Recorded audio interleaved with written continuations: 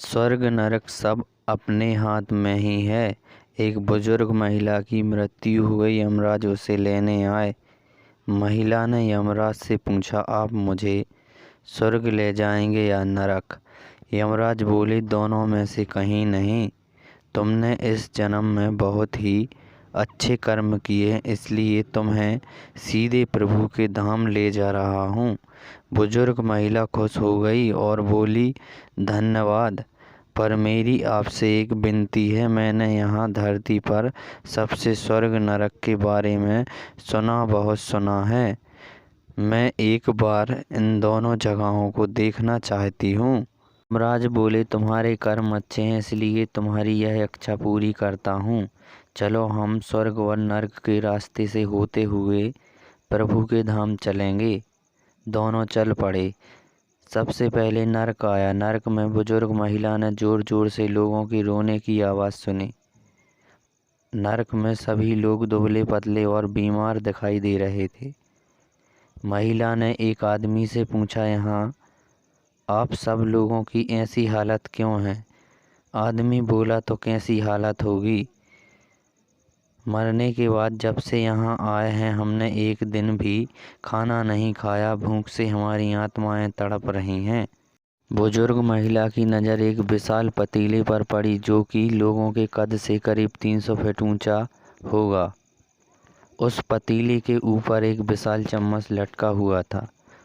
उस पतीले में से बहुत ही शानदार खुशबू आ रही थी। बुजुर्ग महिला ने उस आदमी से पूछा, इस पतीले में क्या है? आदमी मायूस होकर बोला, ये पतीला बहुत ही स्वादिष्ट खीर से हर समय भरा रहता है। बुजुर्ग महिला ने हैरानी से पूछा, इसमें खीर है तो आप लोग पेट भर के ये खीर खाते क्यों नहीं? भूख से क्यों तड़प रहे हैं? आदमी रो रो कर बोलने लगा, कैसे खाएं? ये पतीला 300 फीट ऊंचा है, हमसे कोई भी उस पतीले तक नहीं पहुंच पाता। बुजुर्ग महिला को उन पर तरस आ गया। सोचने लगी, बेचारे खीर का पतीला होते हुए भी भूख से बेहाल हैं। शायद ईश्वर ने इन्हें यही दंड दिया होगा। यमराज बुजुर्ग महिला से बोले, चलो, हमें देर हो रही है। दोनों चल पड़े। कुछ दूर चलने पर स्वर्ग आया। वहाँ पर बुजुर्ग महिला को सबकी हंसने खिलखिलाने की आवाज़ सुनाई दी। सब लोग बहुत खुश दिखाई दे रहे थे।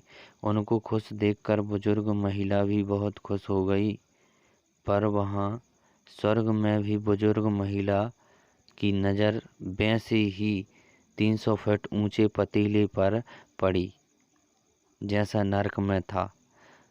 उनके ऊपर भी वैसा ही चम्मच लटका हुआ था। बुजुर्ग महिला ने वहाँ लोगों से पूछा, इस पतीले में क्या है? स्वर्ग के लोग बोले, इसमें बहुत स्वादिष्ट खीर है। बुजुर्ग महिला यमराज की तरफ देखने लगी। यमराज मुस्काए बोले, ईश्वर ने स्वर्ग और नरक मनुष्य के हाथों में ही सौंप रखा है। चाहे तो अपने लिए नरक बना ले, चाहे तो अपने लिए स्वर्ग। ईश्वर ने सबको एक समान हालातों में डाला है। उसके लिए उसके सभी बच्चे एक समान हैं। वो किसी से भेदभाव नहीं करते। वहाँ नरक में भी पेड़ पौधे सब थे, पर वो लोग खुद ही आलसी हैं।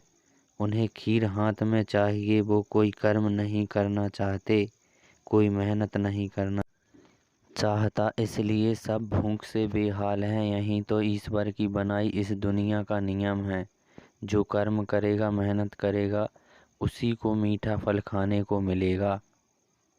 अर्थात स्वर्ग एवं नरक आपके हाथ में ही है। मेहनत करें, अच्छे कर्म करें और अपने जीवन को स्वर्ग बनाएं। तो दोस्तों, आपको ये सुंदर सी कहानी कैसी लगी? अच्छी लगी हो तो वीडियो को लाइक और शेयर ज़रूर करें और चैनल को सब्सक्राइब कर लें।